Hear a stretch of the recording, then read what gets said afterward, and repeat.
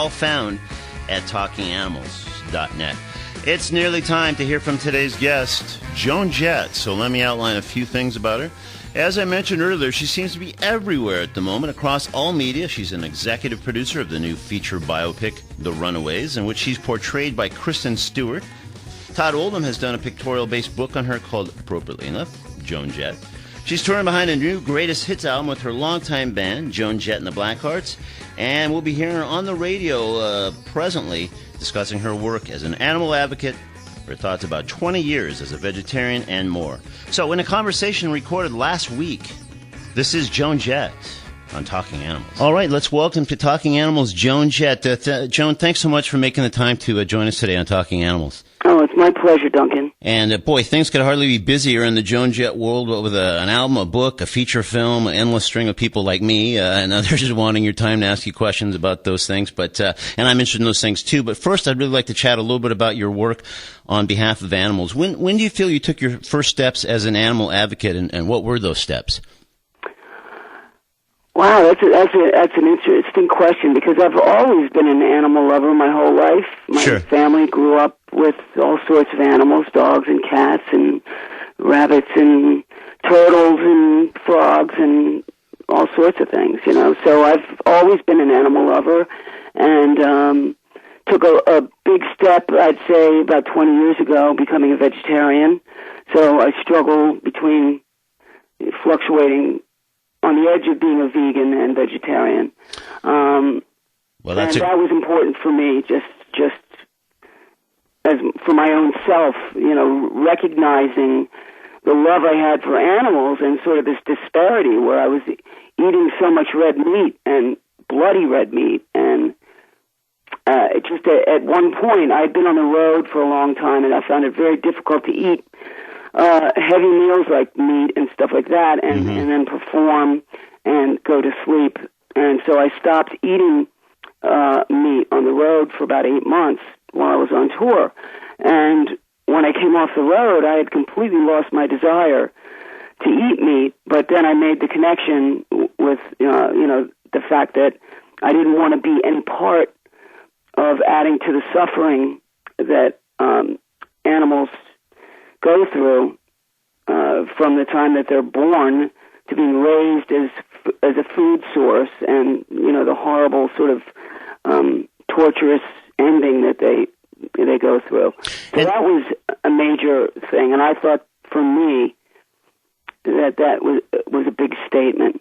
It is a big statement. And Joan, let me see if I can clarify, because it sounds like in a way it was sort of almost an intersection of just, you know, lifestyle on the road and just sort of not enjoying so much maybe the heavy meals, or certainly the heavy meat meals, along with learning, you know, some of the things that really were, you know, behind some of those meals that you were starting to already feel like weren't so much for you anymore. Yeah, it wasn't a plan. It was sort of just this, you know, epiphany. All of a sudden, I realized, what am I doing? And I came across a book called Diet for a New America, written by a guy named John Robbins. He's an heir to the Baskin-Robbins. Absolutely, yeah. And he wrote a book called Diet for a New America that talked about all our food and how it goes from the fields to our tables. And I was quite disgusted to read a lot about, you know, everything from you know, our vegetables. I mean, we've seen recently how we've had trouble with salmonella poisoning in a lot of vegetables, and people don't even think that, you know, that's going to be an issue. But yeah, obviously, you know, there's a lot of food safety issues with that. But I just thought I couldn't, in good conscience, be part of that sort of system of killing animals for food, when I found it was really unnecessary. And I've been a vegetarian now for 20 years. I have a very physical life. Yeah. I have absolutely no problem keeping up my energy and sustaining what I need to do, or finding, you know, food that I like and enjoy without having to go sort of the meat route. And, you know, subsequently I've started to work with various animal organizations, from PETA to Farm Sanctuary. Yeah. And it's very rewarding to give back to these animals and sort of meet them. And I went up to Farm Sanctuary and hung out with a lot of the animals, and it's just isn't it great just to hang out with isn't it great just to go up there or somewhere like that and hang out with a cow and like become friends with a cow, as opposed to for people that otherwise might just see that same cow or part of that cow on their dinner plate. I mean, it's just like, again, you learn a lot too, because I think people they like to kind of minimalize what animals do, that they can think, that they reason, that they do a lot of the same things we do. We have to sort of, so we can feel good about killing them and eating them, you have to diminish them. Sure. And make it like they can't differentiate, they don't think, they don't recognize each other. Well, chickens recognize each other by their faces. Yeah. Just like we do. And when you think about that and you see chickens being called by a name and actually responding like your dog, then you kind of start to wonder, what is the difference between killing and eating a cow or throwing your dog up on there? Or, take it further. I can get quite antagonistic and start to talk about, what's the difference to throwing a person up there? Right. Well, no, that's the thing. That there's, like you're suggesting, there almost has to be for a lot of people kind of this intellectual disconnect, so that they can, even if they might have a dog or a cat or who knows what at home, so they can still somehow get around that of still having a burger or a steak and saying, well, that's a different thing, that, But why really is it? How different is it than if Rover were, you'd be horrified if somebody served up your beloved guy in the next living room there. But totally. Look, Duncan, I'm not saying that if you're an animal lover that you have to become a vegetarian or, you're not doing right by animals. Right. Each person has to find their own way to be able to live and feel like you're doing right by the other beings in this world. And for me, this is just how I've done it, and how I equate animals' existence with human beings' existence. I really don't see a great difference, right. Even though, your dog's not going to be driving the bus down the street or doing a lot of things a human being might do. Sure. They still think and they reason and they feel pain, and, so...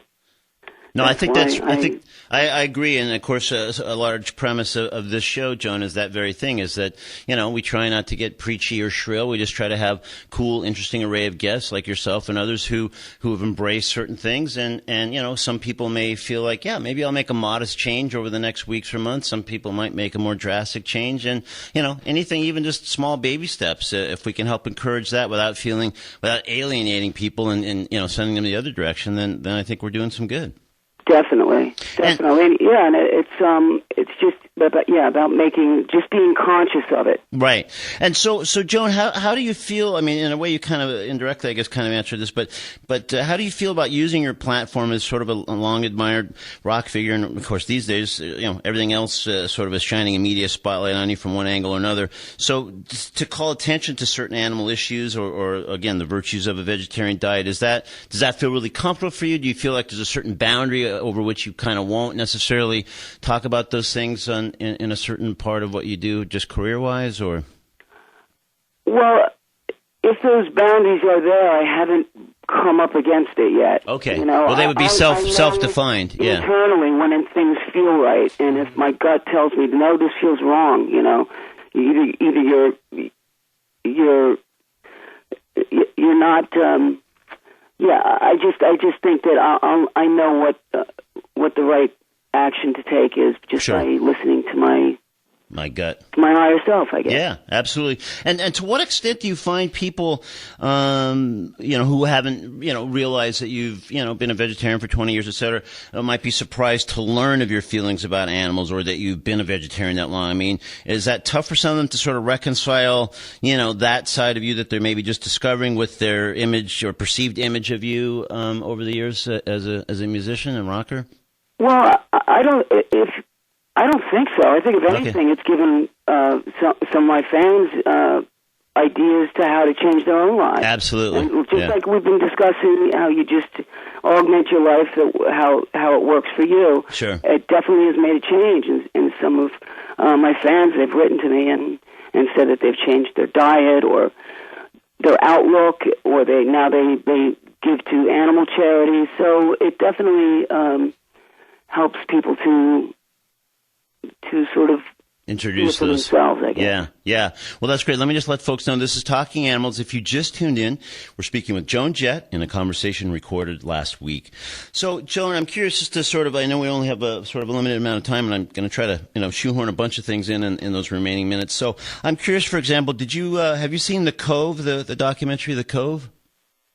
No, I haven't. Okay. All right. Because I just thought if you had, and even if you hadn't, you probably certainly have heard about it. And, of course, it just won an Oscar as the best documentary, and it's all about the dolphin slaughter in Taiji, but also it's more broadly about dolphins in captivity and performing dolphins. And this guy, Rick O'Barry, who, trained Flipper years and years ago and then turned around and became a huge vocal dolphin advocate. He's kind of at the center of the film. I just thought, something like that, even if you haven't seen that, especially now in the wake of your being an executive producer on a major feature film, and your own long-held views about animals and welfare for them, if you've pondered maybe helping get a film like that made or working on a documentary just to sort of expand even on what you just mentioned in terms of your fans being exposed to some of your ideas and how that's helped them implement some changes.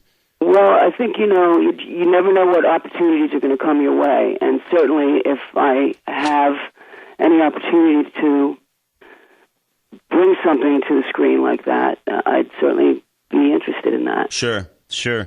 And just to, again, kind of skipping around a little bit here, just to make sure we get a few things in our time. But when it comes to pit bulls, there seems to be a lot of knee-jerk reactions and accent often on the jerk part of that.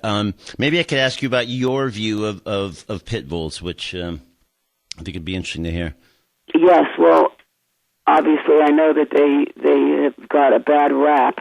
They're trained in a lot of instances to be violent, but I've had the pleasure of meeting many wonderful pit bulls, and I guess it's always in the back of your mind that one of the animals could go nuts on you, but it just never bothered me. I never thought twice about putting my face right up to a pit bull that, someone told me that it was okay to do. Mm-hmm. I think that it's really important that you don't take any one breed and sort of write it off as being unsavable or unlovable or any of that. I think it's down to how you treat the animal. Yeah. If you treat it with violence and abuse, that animal is going to defend itself.